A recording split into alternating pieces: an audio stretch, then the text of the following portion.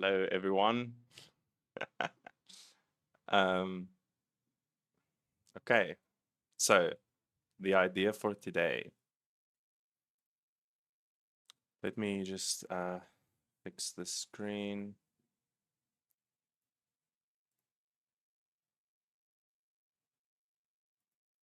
There we go.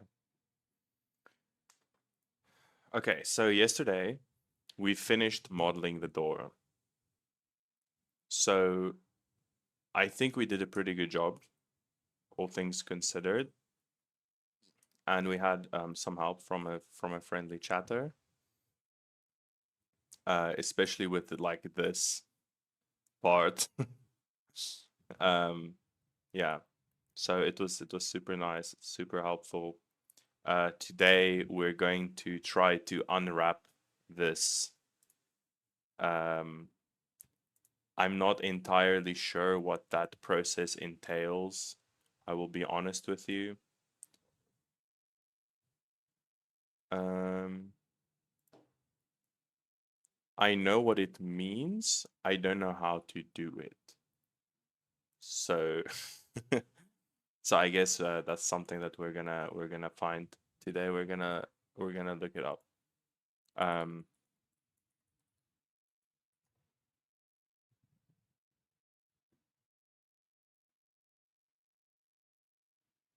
hmm,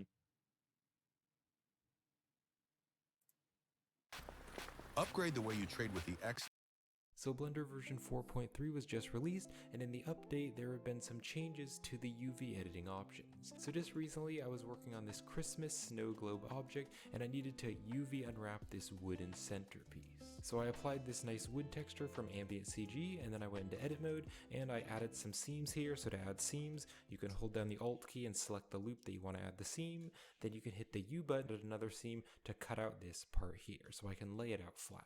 So then you can select the entire mesh in edit mode, hit the U button for the unwrap settings, and in the old version of Blender there is just one default UV unwrap option. However, in the new version of Blender, Blender 4.3, as well as having the other options for UV unwrapping, we now have these three UV unwrap options. There's angle based, conformal, and minimum stretch.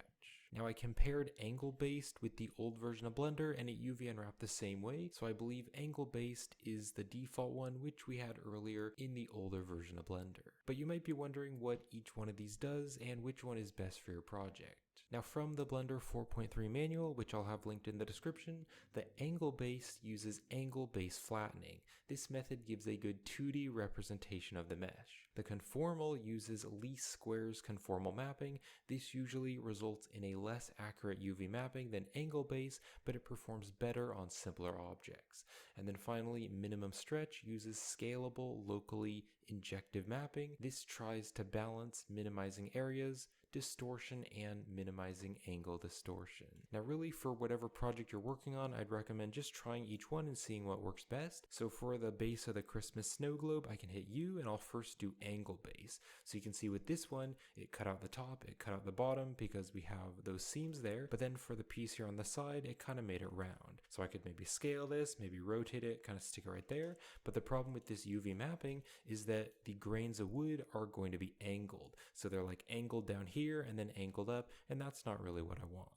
Let's hit U, and we're going to use the conformal instead. And for this object, this method of UV unwrapping actually works even worse. So if I scale this, maybe rotate it by 90 degrees, just like that, the top and the bottom work fine. But here on the top, you can see that this part is larger, but then this part is smaller. However, on the 3D model, this part here and then the other part on the other side is the same size. So on this part of the mesh, the texture is going to be larger, whereas on the back of the mesh, it's going to become smaller because of that stretching. Well, let me select everything again. I'll hit U, and this time I'll do minimum stretch. And you can see this one actually works really well for this object. So I'll just select it, maybe scale it up and rotate it. So you can see now if I look around here on the wood grain is all going in the same direction. Now if I go into full screen here with the UV unwrapping, you can see there is still a little bit of stretching. You can see like right here, it's a little bit wobbly, and it's a little bit wobbly right here. So this is where a really great Blender add-on called UV Squares comes in.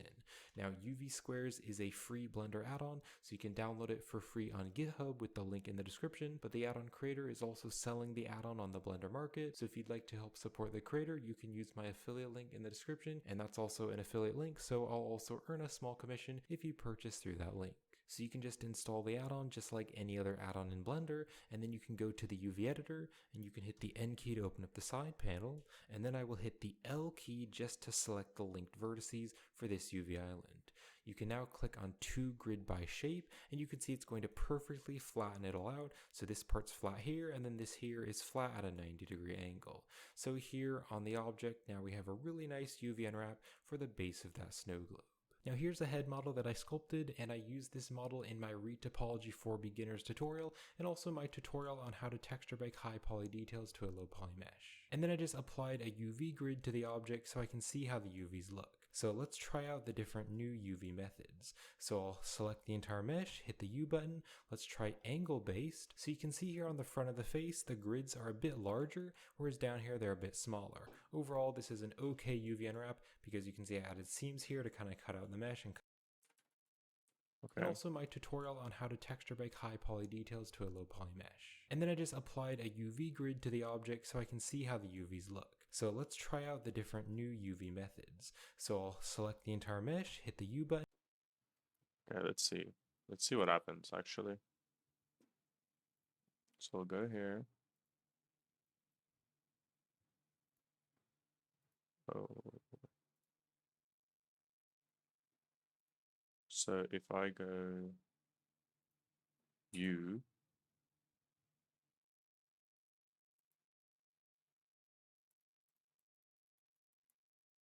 oh, I need to select all, right?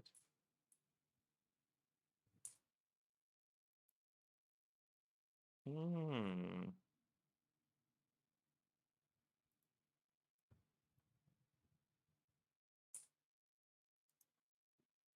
Interesting. See, I think what I'm trying to understand now is like, now what? You know? So I think I should probably look up like, I want to see at which point you're gonna start using like armor paint. Let's go to the, let's see, like,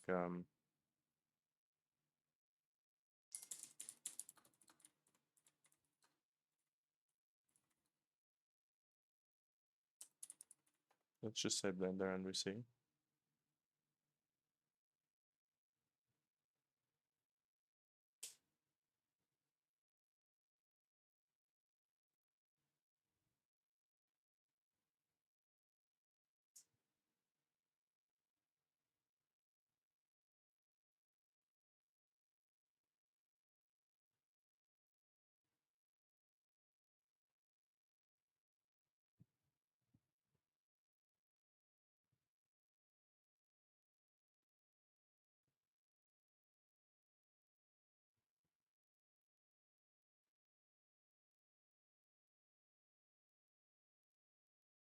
Hmm.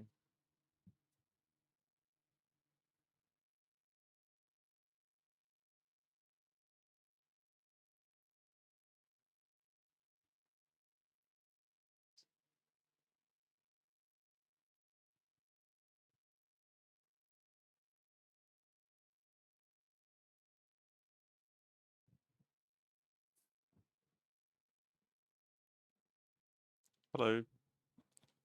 Got any Blender questions? Uh, not anything specifically related to Blender at the moment, but more I'm trying to do some research on like what the workflow is after this, because I want to go into like texturing now, maybe. Yeah.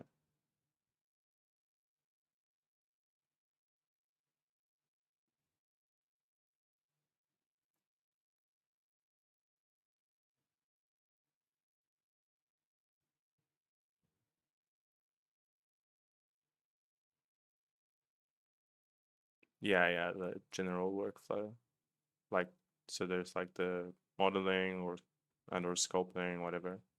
And then after, if you want to add like textures and yeah, that's kind of where I'm at now. So that's what I'm trying to read on.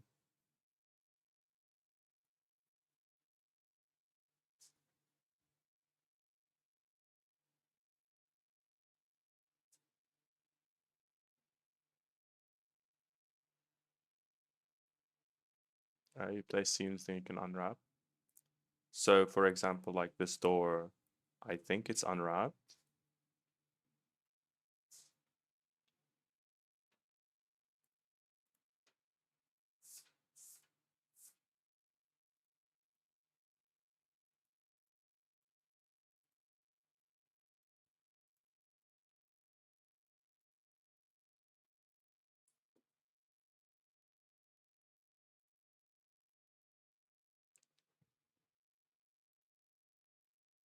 Oh wait, I don't, it's not unwrapped. Because I didn't place seams on, because this and this is on top of each other. So no, I was thinking about using something called armor paint.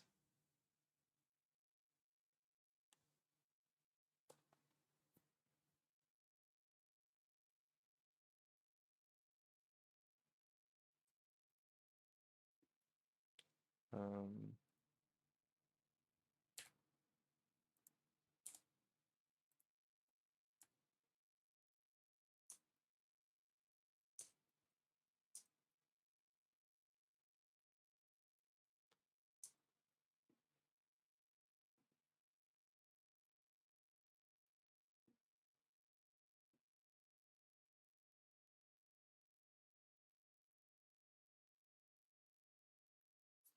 yeah, so I think at the moment I'm trying to like I guess unwrap it because I think there's a problem here. So I'm gonna just figure out. Let's see.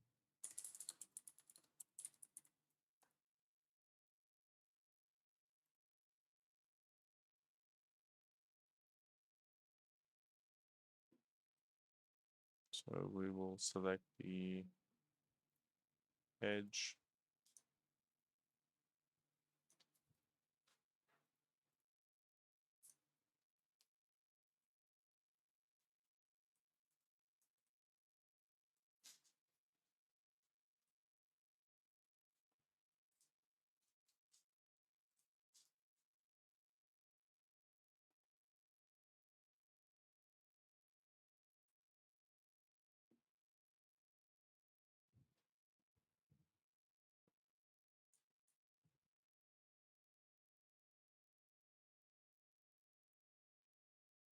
Okay, and then you say A, unwrap.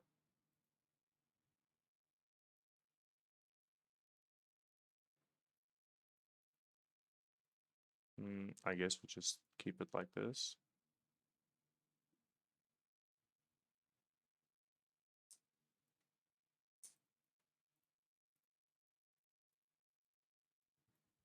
Wait, what is this? Oh, it's the, yeah. Oof.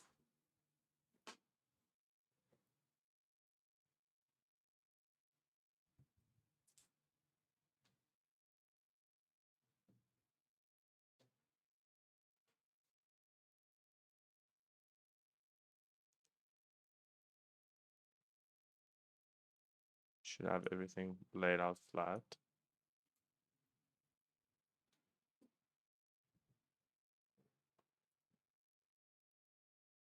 I see.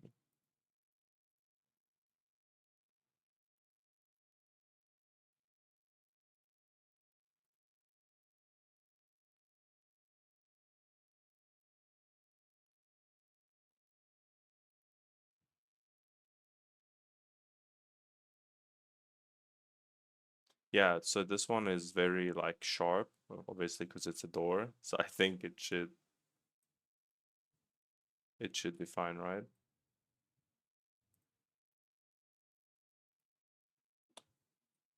Um,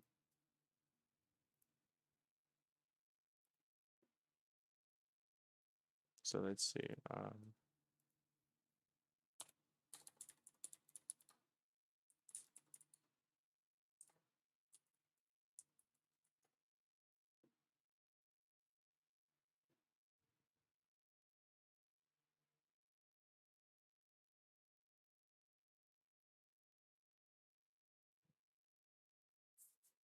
Now what you could do is improve the layout on the left depending on what you want to achieve. Yeah. So I can just like manually move this around. I just want to see.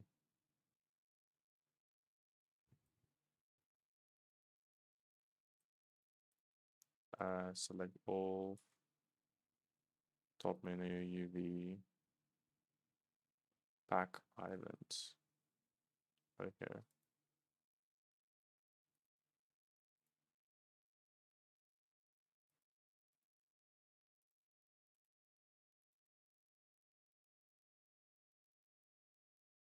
Okay. Okay,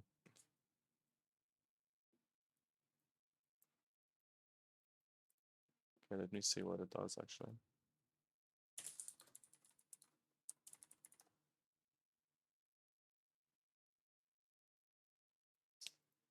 Scales islands of a UV map and moves them so they fill the UV space as much as possible. Oh, so it's not like there's no spaces in between. Okay.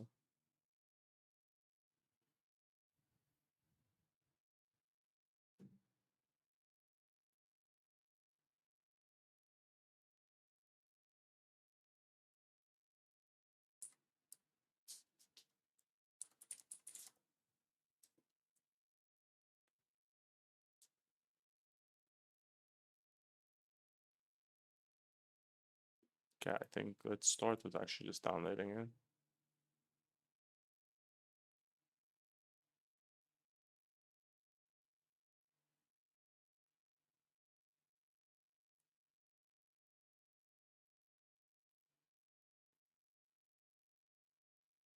Uh,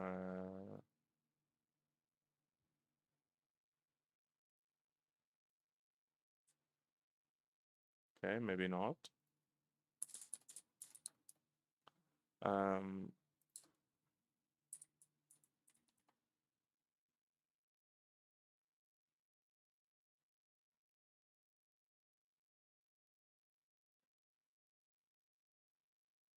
let's see the. Okay, we're closing that.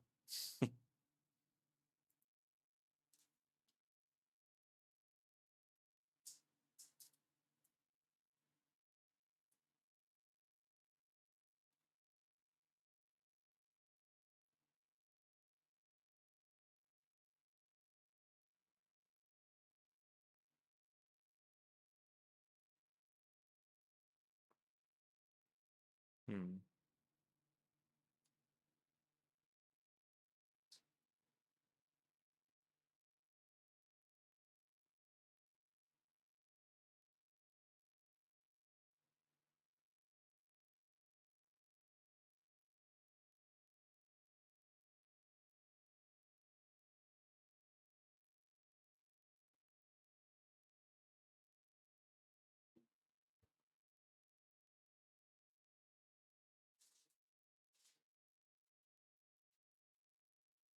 Oh, I see.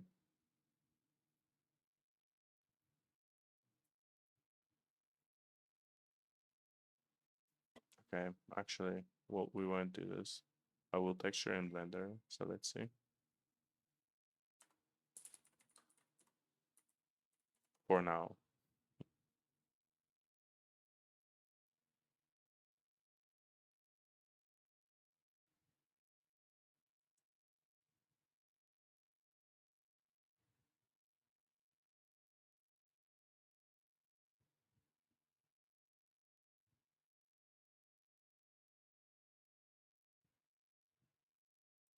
Honestly, we'll just do this one. Upgrade the way you trade with. In this video, you'll learn the basics of texturing in Blender. the very same techniques that are used in AAA games and Hollywood movies. You'll finish with a practical, customized brick wall and a set of skills that can be used for virtually any 3D surface. And best of all, this tutorial requires no plugins and no paid products. Just a default Blender 4.2 installation and 2 textures which are both free. So if you're ready to level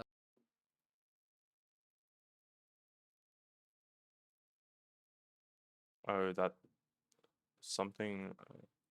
It just shows stars to me.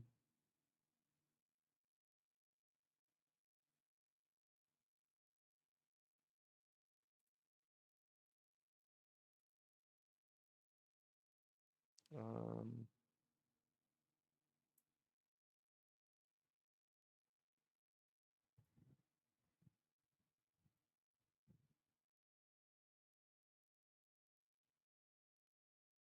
oh, wait, did you try to link something? Uh,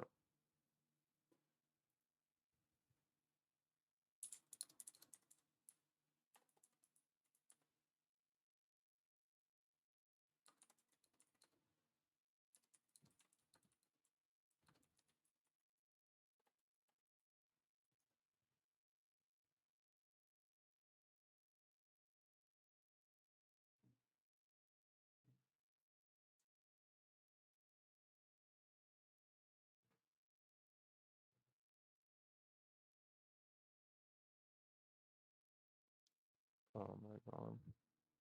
So you don't like UV unwrapping and you feel like you suck at it, and you're also confused as to why anybody would ever enjoy it.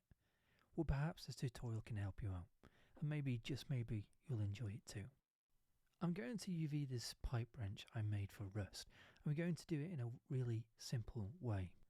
And so to start, I've just removed all existing UVs so we can start from scratch. I tend to UV the model separated by loose parts. It just helps me to isolate each section of the mesh nicely, and helps me organise and trudge through the UV. So what we're going to do is use the flat faces to our advantage and use an operation called select linked I think. flat faces, which will select all the faces that are flat. And I have this operation hotkeyed, and you can find it by using the search modal and changing me to isolate each section of the mesh nicely, and it helps me organise and trudge through the UV. So what we're going to do is use the flat faces to our advantage and use an operation called select linked flat faces, which will select all the faces that are flat. And I have this operation hotkeyed, and you can find it by using the search modal and changing its hotkey from there. And then what we'll do is use the select boundary loop operation, which will select the boundary edges of our face selection, and then we can just deselect the edges that we don't need, and then mark it with the seam. I've got that hotkeyed up as M. You can just go to the UV menu at the top and select it from there, or change the hotkey.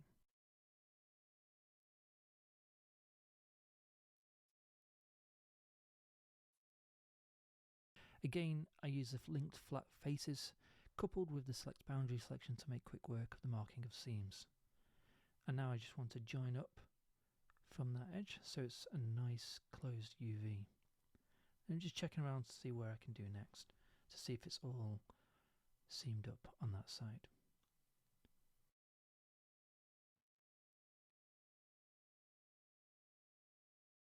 This workflow has really sped up my entire workflow for UVing, and it's one of the reasons why I enjoy it so much, because it's actually not that difficult. Again, basically mirror the other side.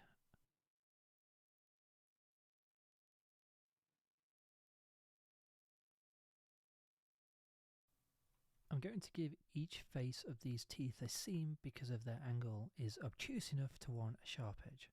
If the angle was round enough like the top, then I wouldn't bother.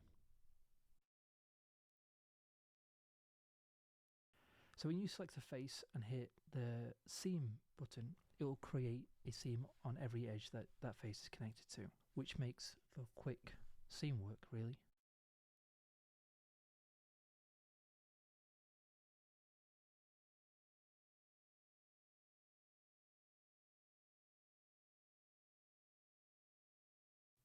As I just mentioned, a lot of the marking of seams is based on angle. Generally speaking, if the angle of two joined faces are obtuse enough, meaning 90 degrees or more, I'll definitely create a seam there, and I'll sharpen or harden that edge.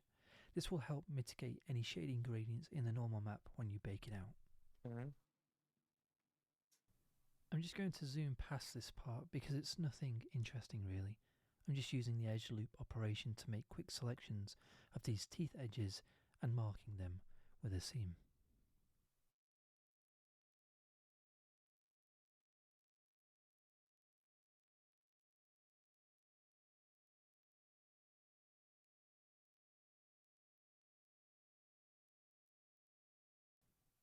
And after this is done, I'll give the mesh a quick look over and make sure I've made every seam I think I'll need to make. Okay, that's looking good. I'll hit unwrap, which I've hotkeyed to U. And honestly, Blender's default unwrapping algorithm does a pretty great job for hard surface models, and so I'm pretty happy with it. I've just noticed though some slight distortions on the side islands, and so I'm going to want to project those from the side view to have a more accurate UV of those flat faces. So I can select the flat faces within those seam borders quite easily with select linked all, and then project from view, making sure that I'm in the correct orthographic axis. And then I'll do the same on the other side.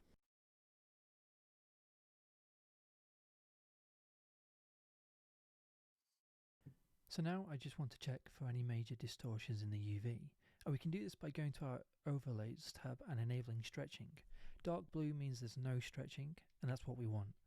A little stretching is okay, and is almost unavoidable in some instances, so let's not worry about that. I have noticed that there is an issue here, so I've identified that there's a seam missing, and we're just going to select those faces and then just unwrap those again. So we can't just leave these as they are. What we'll need to do is average the UV islands out by going to the UV and average island scale, which I've hotkeyed to Alt-A. So I'm pretty happy with this. So what we need to do next is to mark the seams that we have just created as sharp. As I mentioned before, this will help prevent any gradients in our normal map when we bake, which is a big no-no in hard surface artwork. Sometimes the gradients are unavoidable, but we want to try and eliminate that as best as possible. I use UV Toolkit Sharp Edges from UV Islands, but if you don't have that, then select an edge with a seam, then go to your Select menu in the 3D view and navigate to Select Similar, and then Seam, and then just mark as sharp.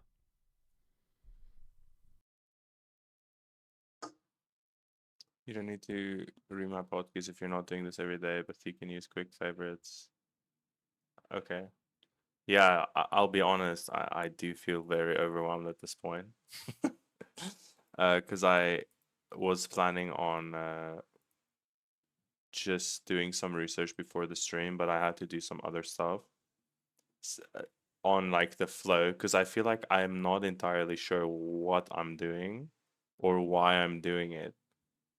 I think I understand more or less that I need to do the UV unwrapping so I can texture it and then like bake it down onto a lower quality.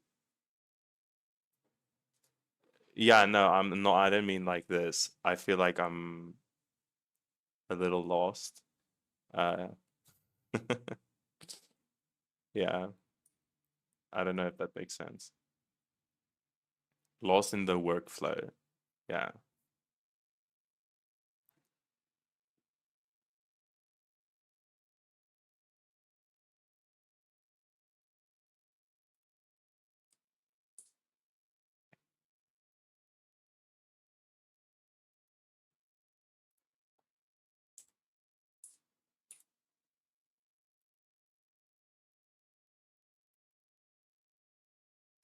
I actually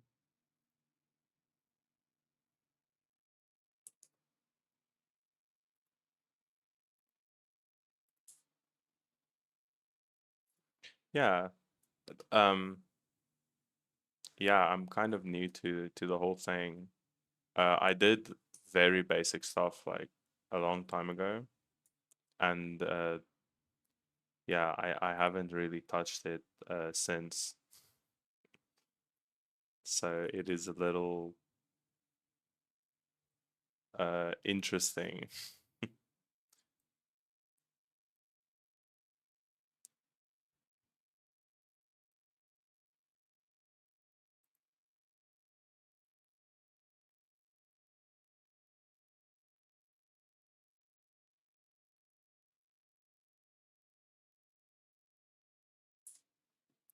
Okay.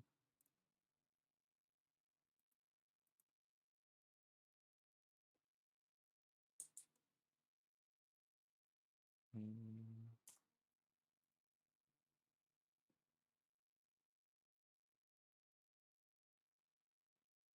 the margin of the underlap.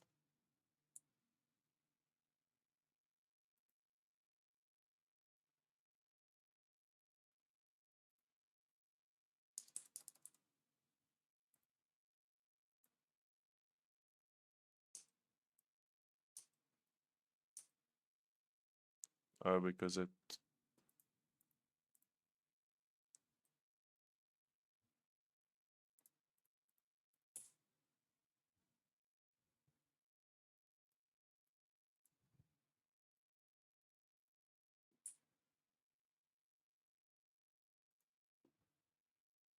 I'm actually gonna maybe make it a little bit more. Oh wait, I did make it 001, yeah. Yeah, see now it makes sense. This is like these, I'm guessing.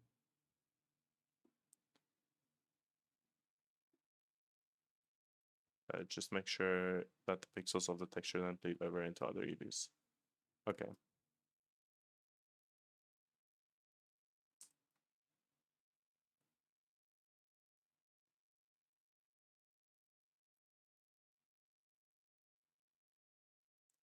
Um,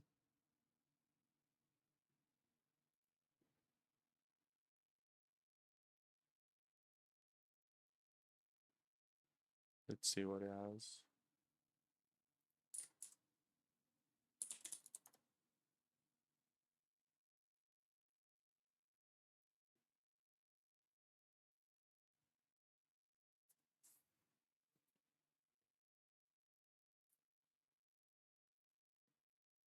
Okay.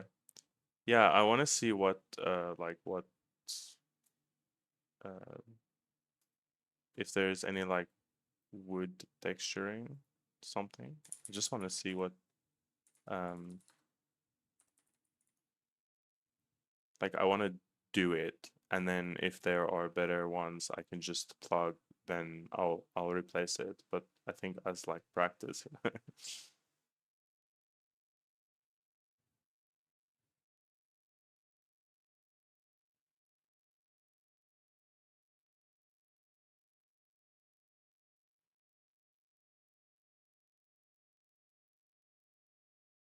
it seems like I'll plug it most likely anyway.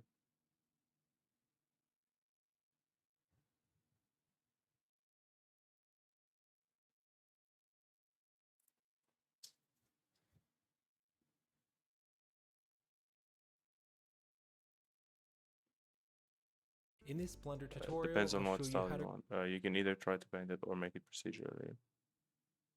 Hmm.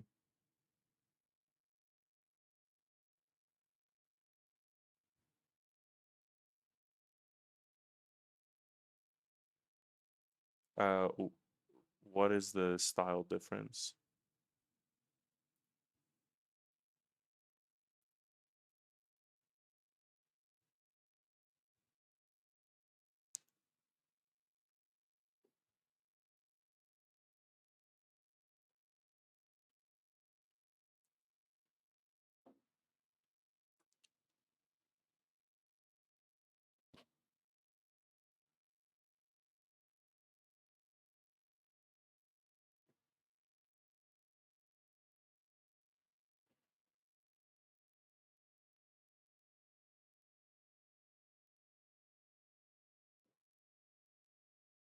For a style, you use a photograph or procedural generation.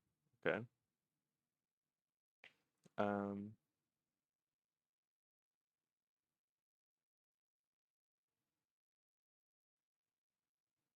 Yeah, okay. Yeah, I think this I body would like the more realistic, because I'm not really a good painter or a drawer.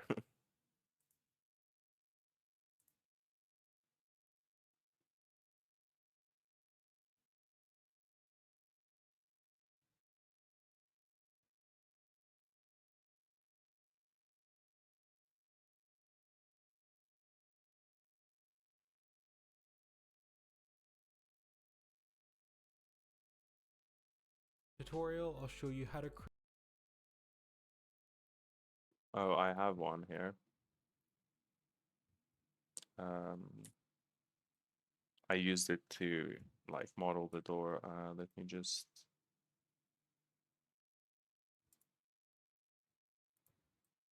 I use this.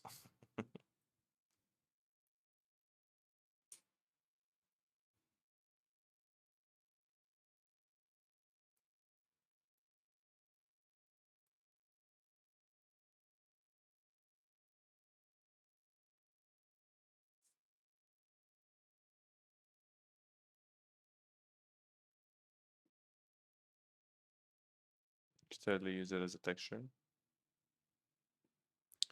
Uh, okay, so I think so I would basically, yeah, so I think I'll try to do the, like, according like to this video, like procedural wood generation, and then I do have this wait, um the polygon, I think it's called polygon add-on, where if we go here,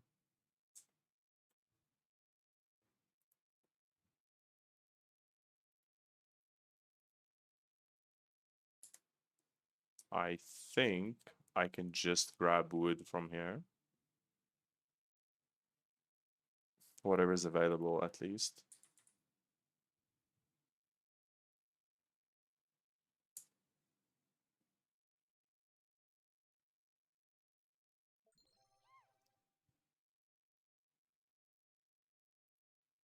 Thank you for the follow. Like this texture, ash wood. It's free, right?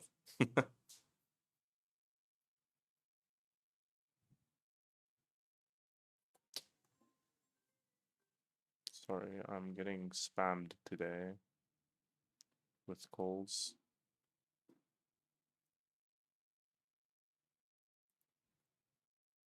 Okay, let's apply it.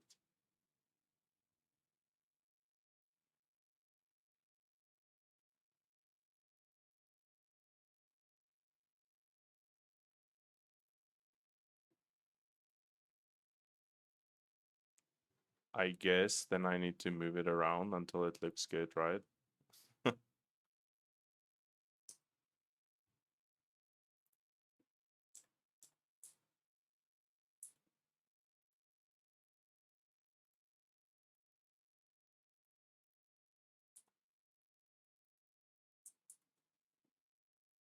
Right.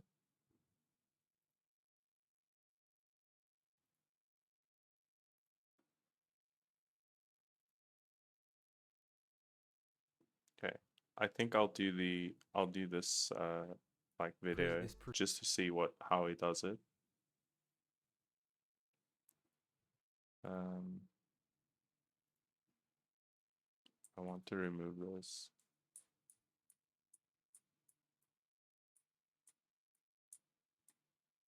Okay.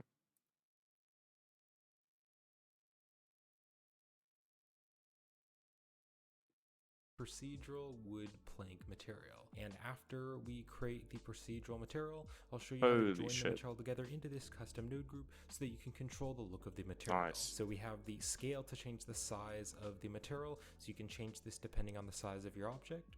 Then we have two different colors for the wood. So we have a lighter color, and then we also have a darker color. So if you want like a lighter wood, you could turn the darker color up, and you can see the wood looks quite a bit different. Then we have the noise scale 1, and then we also have noise scale 2, so that can really change the look of the wood.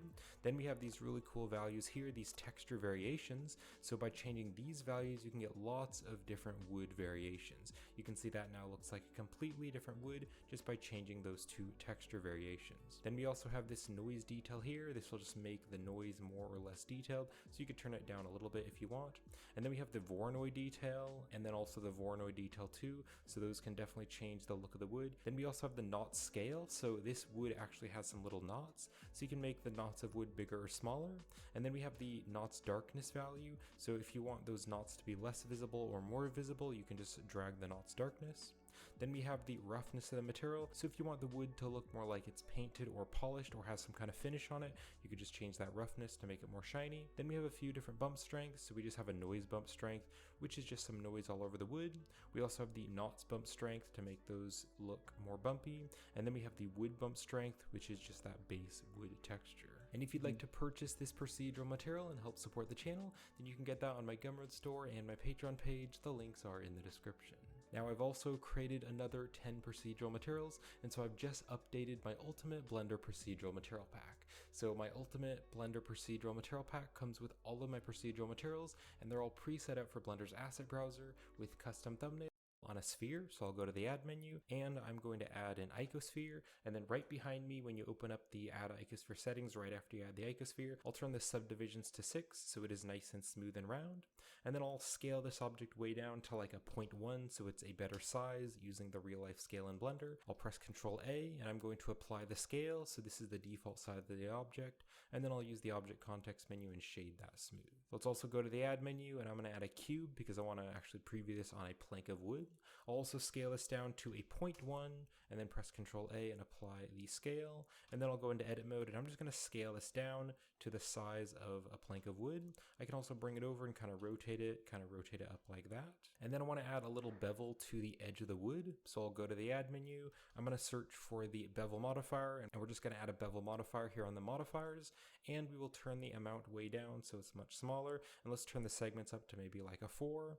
So we're just going to have a tiny little bevel on the edge of the wood, and then we'll use the object context menu and shade it smooth. Now it may be a little bit hard to see, but on the edges of the wood don't look super sharp. And so what I'm going to do is click on add modifier, and I'm going to search for the weighted normal. So I'll add the weighted normal modifier. Now you can see right down here, it's going to say that you need to enable the auto smooth. So use the object context menu, and we're going to choose the shade auto smooth. So you can see before when it's set to shade smooth, you can kind of see it on the edges. It kind of looks a little bit smooth, which is a little bit weird kind of on those flat areas. You might be able to see it better in the reflections of the matte cap. But now if I shade auto smooth, it looks quite a bit more crisp and sharp. Then I also added some different area lights right here. So I added these two area lights. So this first one here, I kind of scaled it up and pointed it here on the back.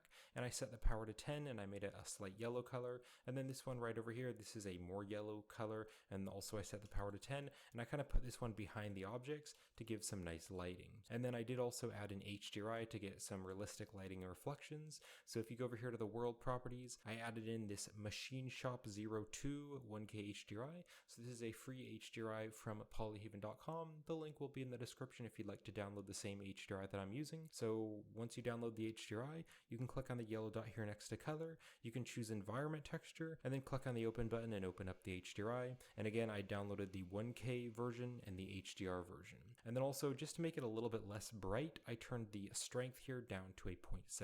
And then also I added this camera here, and I just pointed the camera at the objects. And if you select the camera and go to the camera settings, I turned the focal length to 90 because it just zooms the camera in a bit and makes everything look a bit more flat, and I like that better. And then just a couple other settings that I'm going to go over. I'm going to be using the Cycles rendering engine because I'm going for realism. And then also let's open up the film tab here, and I checked marked the transparent button just so that the background is transparent so you can't see it. And also here on the color management, if you open up the color management, I set the view transform to filmic and the look to very high contrast just to pop out the colors and make everything more contrasted and saturated. Alright, so I'm in the shading workspace, so I have the 3D viewport right over here, and I'm in the rendered mode, and then I have the shader editor right here. So I'll click on new to add a new material. and I'll just rename this material to wood plank. And then I'm also going to be using the Node Wrangler add-on to preview the different nodes. So if you don't have the Node Wrangler enabled, you can click on Edit, you can go to the Preferences, and then over there in the Add-ons tab, if you go here to the Search, you can search. Okay, I guess let's start with that, right? Okay.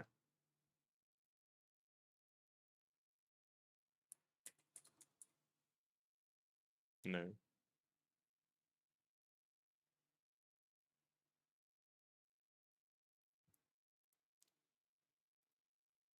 Mm.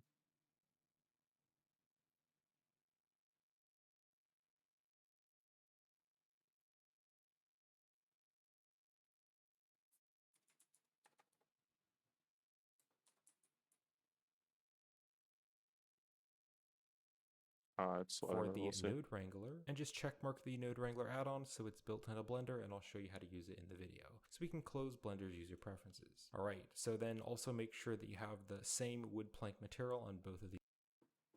Okay, first of all, we create a new material for the wood.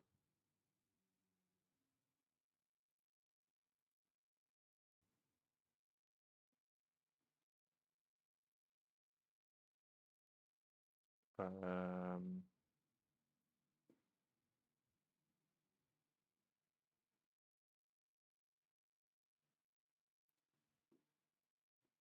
there we go. Oh.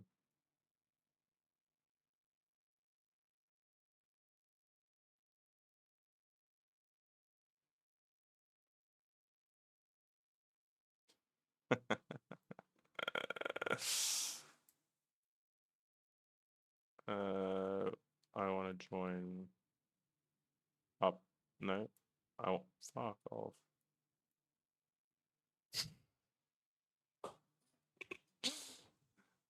Uh,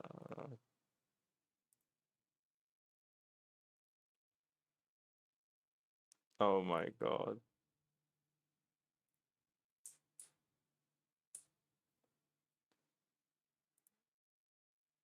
I didn't even know where we were just now. We'll do the viewport. We join down. And this is the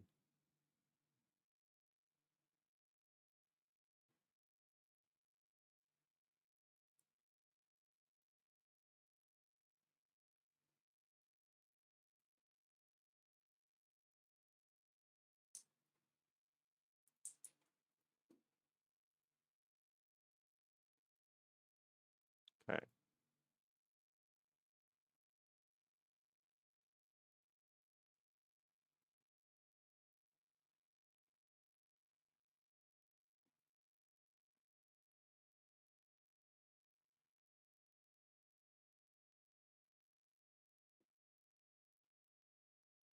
I don't want that. I want this object.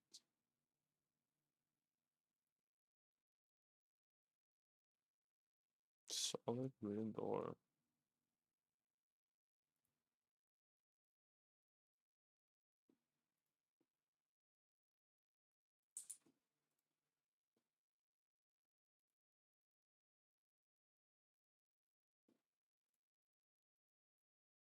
Okay, we're gonna call it wood door.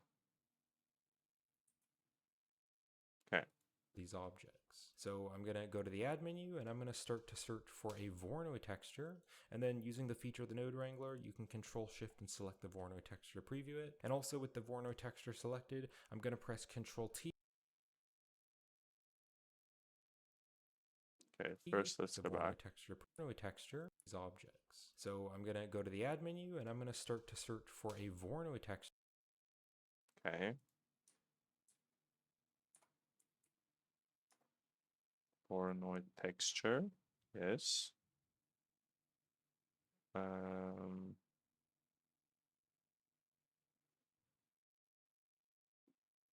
Is there any way to like, yeah.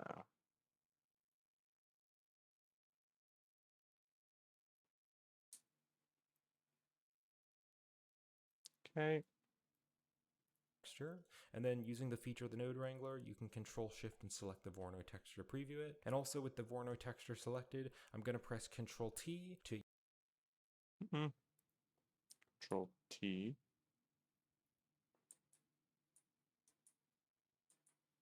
Yeah. use the texture coordinate and mapping nodes.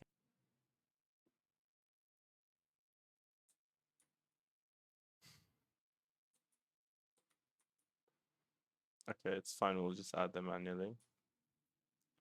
Mapping. And texture coordinate. And the generated goes into vector, and the vector goes into vector. And I want to use the object coordinate. You can control shift and select the Voronoi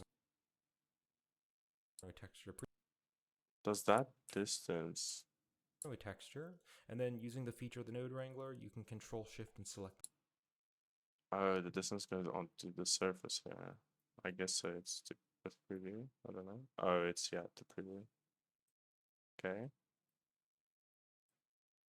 The Voronoi texture to preview it. And also with the Voronoi texture selected, I'm going to press Control T to use the texture coordinate and mapping nodes. And I want to use the object coordinates, so we'll put the object into the vector, and the object coordinates are going to place the texture on the object more evenly. Okay, the object to vector.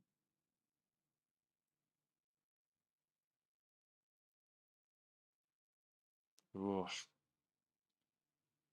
Dude, that's fucking disgusting. I don't know, that triggers my, what's it, trypophobia, trypophobia. Oh. And you can turn the Voronoi scale up so you can see it better. Now, because this is a little bit of a complex material, I want to keep my nodes nicely organized. So I'm going to click and drag to box select these two nodes here, and I'll press Control J. Control J will join them together into a frame, and then I can select the frame, and I can press F2 to add a label, and I can call this mapping. Alright, so now we can change some of the Voronoi texture settings. So I'm going to turn the scale to a 7. I also want to turn the detail to 0, and then I'll leave the other settings how they are. Now this doesn't really appear as though it's doing much, but what I'm going to do is add a noise texture here between the mapping and the Voronoi, and the noise texture is going to distort the placement of the Voronoi texture because it's going through the vector. So we'll go to the add menu and we're going to search for a noise texture, and let's put it here between the mapping and the Voronoi. So now it's going through the vector, so it's going to distort the placement of the Voronoi. So you can see now it looks kind of distorted. Let's change some of the settings of this noise. So I'm going to turn the scale to a 3.5. Let's also turn the detail to the max of 15, and the roughness here I'll turn to like a 0.8. And then also this distortion here, I'll turn that to 4, so that looks more distorted. Now I want to stretch out the wood texture to make it actually look more like wood. So I'm going to go to the add menu, and I'm going to search for another mapping node. And we'll put this mapping node after the first one. So now this mapping node, because it's going into the vector, it's going to change the placement of the textures, so we can, for instance, rotate or move or scale the textures. So I'm going to scale the texture to kind of stretch it out to make it look like wood. So on the scale X here, I'm going to turn this to a 5.5. Okay. And on the Y here, I'm going to turn this to a 0.45. And then I'll leave the Z at 1. So you can now see it looks like the texture is stretched. And then also one other thing that I want to do is I want to use the factor value instead of the color. So I'll put the factor into the vector.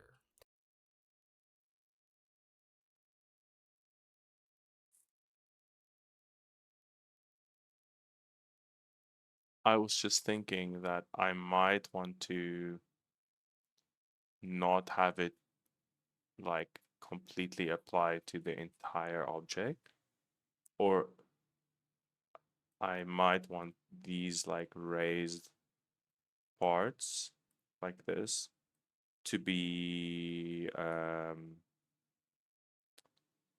maybe less wood, like, yeah, but we'll see how to do that later. I think, yeah, I'm just thinking out loud at this point, honestly. Is I want to use the factor value instead of the color, so I'll put the factor into the vector.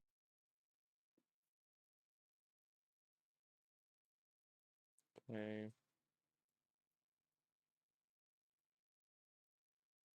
So you want to use the factor instead.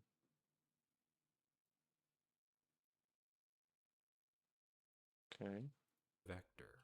All right, now I want to have two different wood textures and we'll mix them together to make it more interesting and give more detail. So I'm going to hold down the shift key and select both of these textures, and I'll press Control Shift D. So Control Shift D will duplicate the nodes, but it's going to keep the wires plugged up so they're Oh, that's super cool. So these will kind of go together. Control Shift D. Huh, that's cool. both plugged into the mapping. And let's Control Shift and select this Voronoi texture to preview it, and I can change some of the settings. So I'll turn the scale to a 6. I think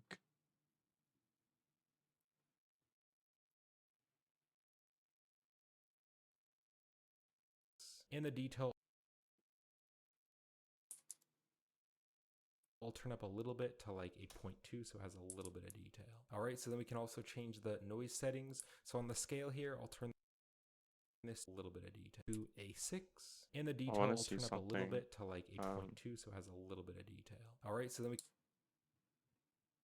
yeah, I think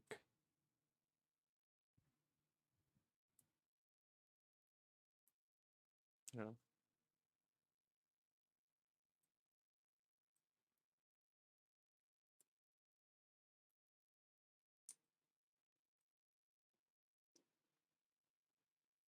can also change the noise settings. So on the scale here, I'll turn this to a 2.5 instead.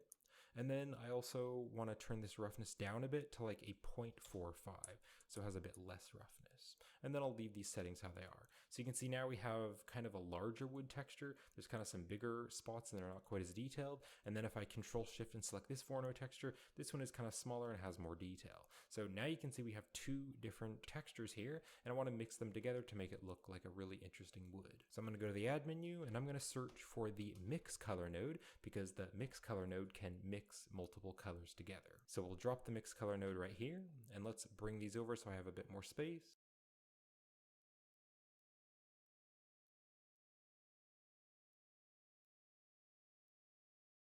Oh, I guess this is gonna be. So I can now take the Voronoi distance and I can put that into color A, and then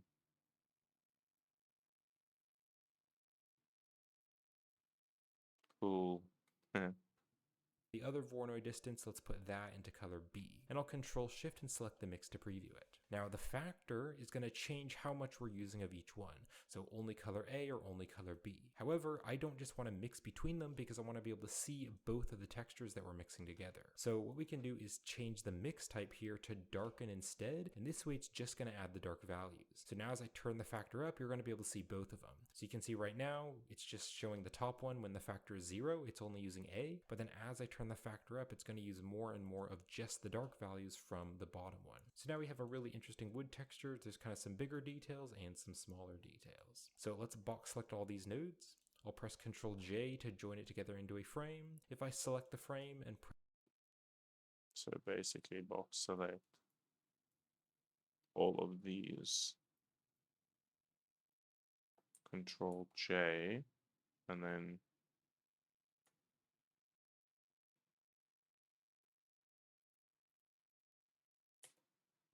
press F2 to give it a label. I'm going to call it wood texture because this is the base of the wood. Now I also want to create the knots. So we're going to create a different group right here of textures, which is going to be the knots. So I'm going to start off by going to the Add menu and I'm going to search for a Voronoi texture.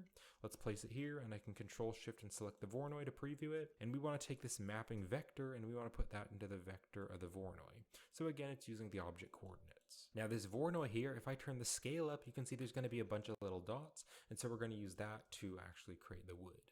So let's change some of the Voronoi texture settings. So on the F1 here, I want to change this to smooth F1 so the edges are much smoother. You can see that looks a lot better now. Let's turn the scale to just like a 16 because I don't want them to be too big. I don't want to be able to see too many of them. And the detail, I'll turn up a little bit to like a 0.5, but I don't want to turn up too high. And then I'll leave the other settings how they are. Now I want to make this Voronoi texture more contrasty so you can see the circles better. So I'll go to the Add menu and we're going to search for a color ramp and we'll put the color ramp after the Voronoi distance. And then we're going to drag these two values together, and by dragging them closer together, they'll be much more contrasty. Menu and we're going to search for a color ramp and we'll put the color ramp after the Voronoi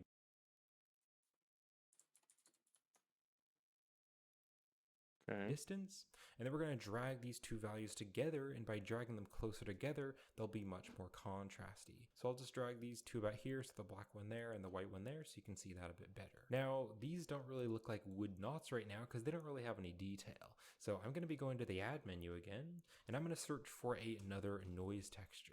And we're going to put this noise texture here after the color ramp. So because the noise texture has lots of noise data, we're now putting the Voronoi into the vector of the noise, and so now it's distorting it. So now that looks more like wood knots because they have those little circles there and it's more detailed. Let's change some of the noise settings. So I'm going to turn this scale to like a 20, and I'll turn the detail to 15 so it's very detailed, and I'll leave the other settings how they are. Now right now it's distorting it way too much, so it just looks like a bunch of little rings, and so I want the Voronoi texture to have less of an effect over the noise texture. So to do this, I'm going to go to the add menu, and I'm going to search for the mix color. And we'll put the mix color after the color ramp, so just stick it right there. So now this mapping isn't distorted at all, but the Voronoi is very distorted. So what I'm going to do is hold down the shift key and right click and drag over this wire and let go, and this is just going to add a reroute. Wait, Key and right click and drag. Voronoi is very distorted. So what I'm going to do is hold down the shift key and right click and drag over this wire and let go, and this so shift right. Oh, that's cool. is just going to add a reroute. So we can now just take the reroute, and we're going to plug this here into color A of the mix. And then this color amp color, that is going to go into color B. So Okay.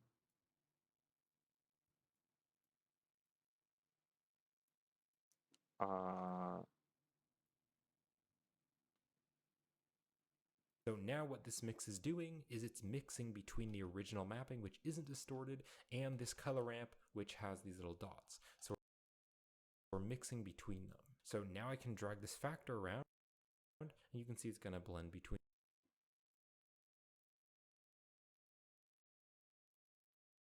So I want to see if there's actually a difference between, I mean, obviously there will be, yeah, because it's just going to kind of flip them around. I think I want this one to be at the bottom and this one to be at the top. Between them. Now what I want to do is take this mix here, and I'm going to change this to the linear light. So change it here to the linear light. Now I can control shift and select the noise texture, and so it's going to control how much it's distorting the noise. So if I turn the factor all the way down, you can see it just looks like the noise, it isn't distorted, but then as I turn the factor up, it's going to be distorted more and more. However, it's just being distorted where those Voronoi dots are, so it's kind of adding those little rings. Now I want this to be a very, very small number, so I'm going to turn the factor to a 0.02, so now you can see it just looks. So basically mine's going to have to be inverted. Because, yeah, okay, so it'll be like, what, 0.98? No, but...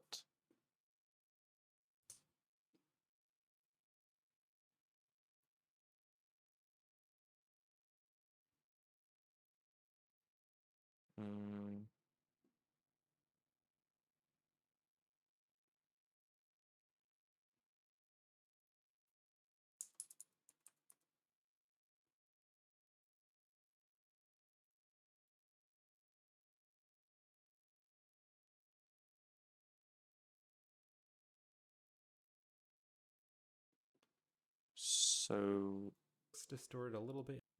it's fine. Let's just see what will follow him exactly, and then we'll see how it goes. 0.02. It's kind Okay. of noisy there around those dots. So that's what we're going to use to create the knots in the wood. Now,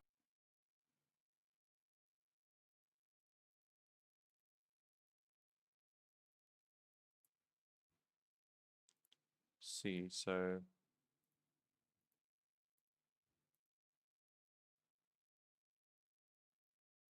Oh, hold on.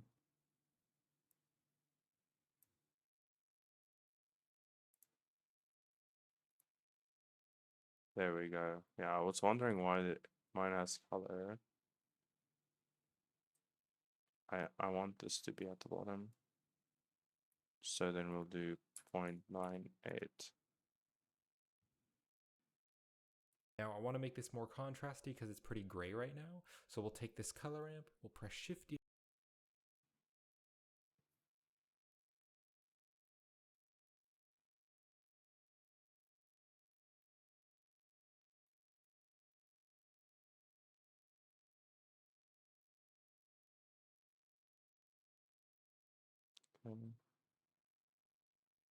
To duplicate it and drop it here.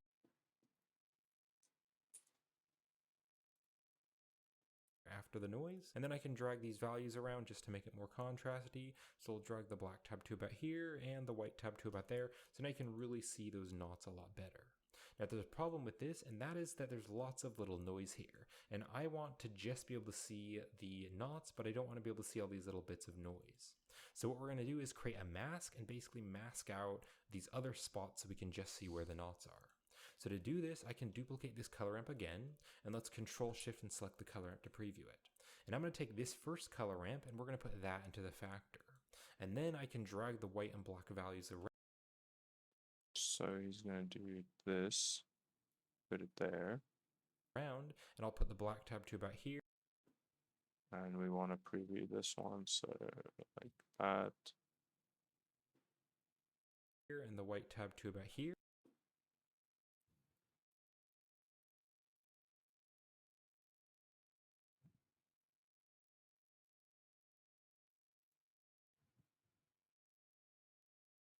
Okay. So now you can see that we're basically just making this color ramp more contrasty, so it's a bit bigger. So this color ramp here, we're going to use as the mask to tell it where we want to be able to see those knots. And we're just going to see the knots where the dark parts are. So I'll go to the add menu, and to mix them together, I'm going to search for another mix color, and we'll drop this here. And Okay.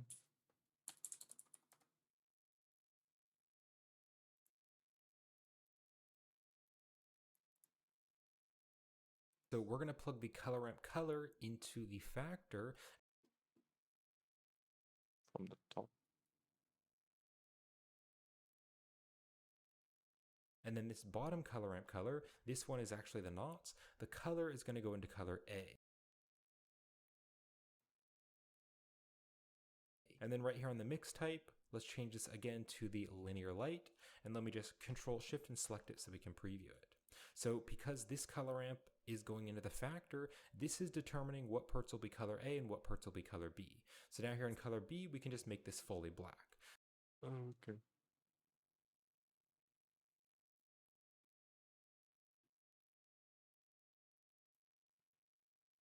So basically, if I Control Shift and select the color ramp, wherever these black parts are, that's going to be the knots, but then wherever the white parts are, that is going to be this color here, which is color B. So now we're just seeing the knots, but we're not seeing the noise. Okay. So I want to see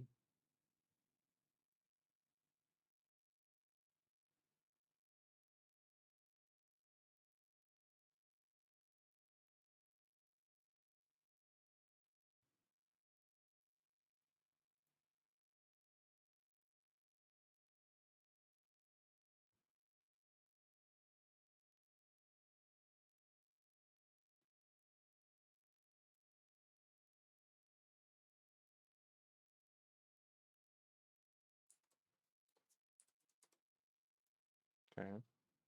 So we're basically using this to just mask out wherever the noise is and just see the knots. So now what I want to do is zoom out here. I want to box select all these nodes, press Ctrl J to join it together into a frame. I'll select the frame and press F2 to add a label, and I can call it Knots. Okay. So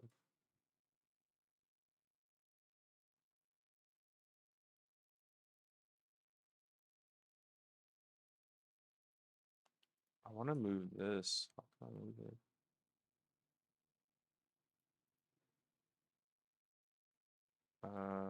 Not like that.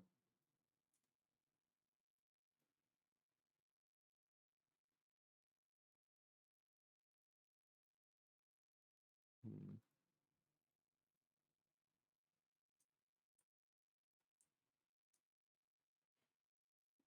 Okay, it's fine for now. We'll do that. Control J, F2, knots.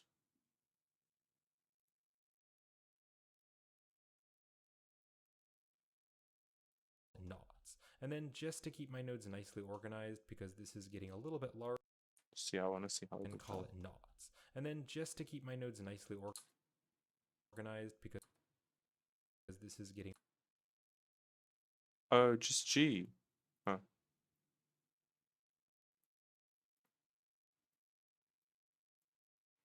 I feel like that made a lot more sense. That makes a lot more sense. There we go. Okay. Being a little bit large, it's kind of a bigger material. I'm just going to kind of compress these nodes. You can just do whatever works best for you. I'm just going to kind of compress these down. Let's box select these nodes and bring them back. And what I can actually do is just kind of drag these nodes out just to make it look a bit more organized. So now we have kind of the wood texture here and the knots here. So now that we have both of these textures, we want to mix them together. So again, just like we did before, we can go to the add menu and we can search for a mix color to mix the different colors together. So now this top one here,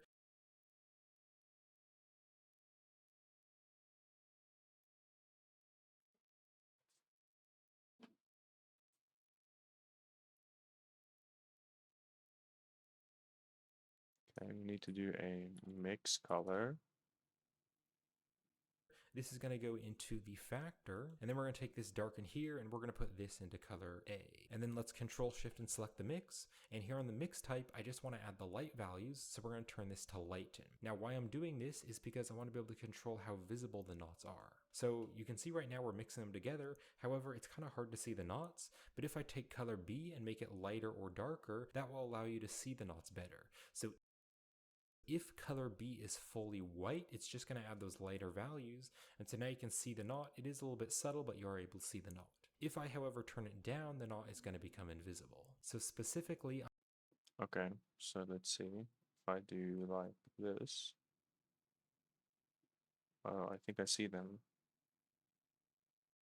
Yeah, like there.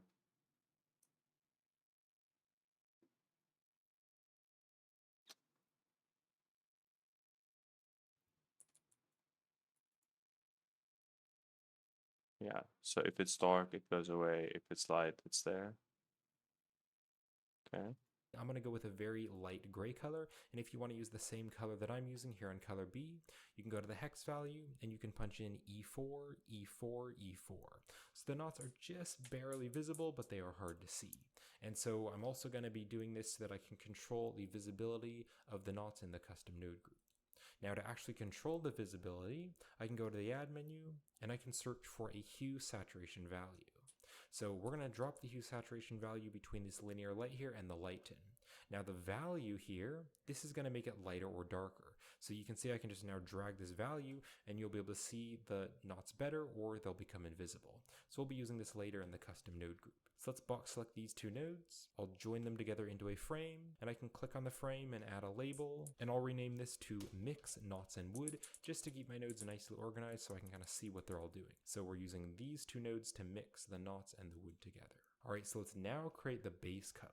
So I'll go to the add menu and I first want to make it more contrasty. So I'm going to add a color ramp, drop it here because right now this wood texture is pretty gray. So to make it more contrasty, we can take the lighten result, we can put that into the color ramp and then we control shift and select the color ramp to preview it.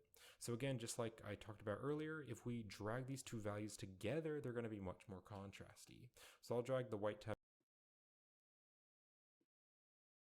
kind of to about here, and I'll drag the black tab over to about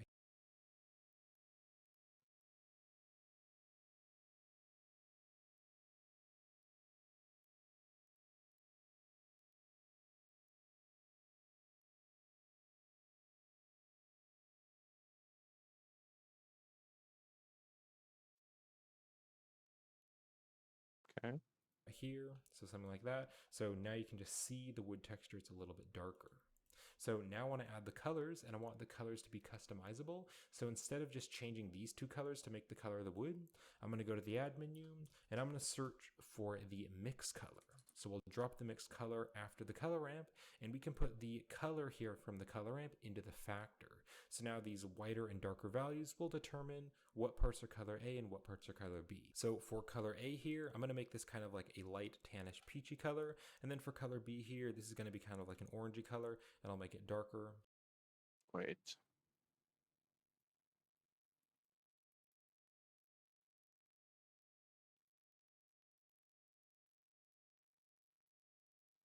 Okay.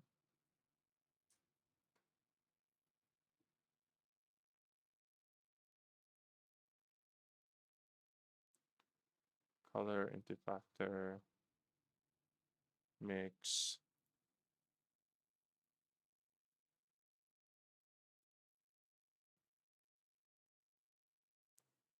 So the first one is kind of lighter.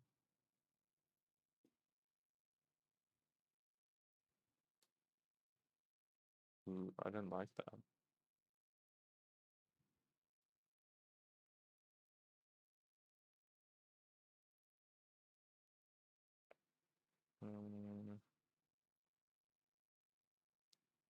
So I want to go with like,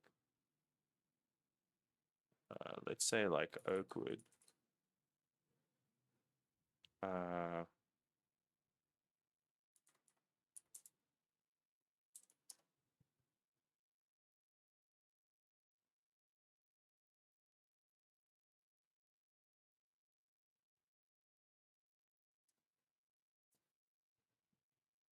Let's see some. So like 6, 7. The base will do a little bit darker. Like 6, 7. No, lighter.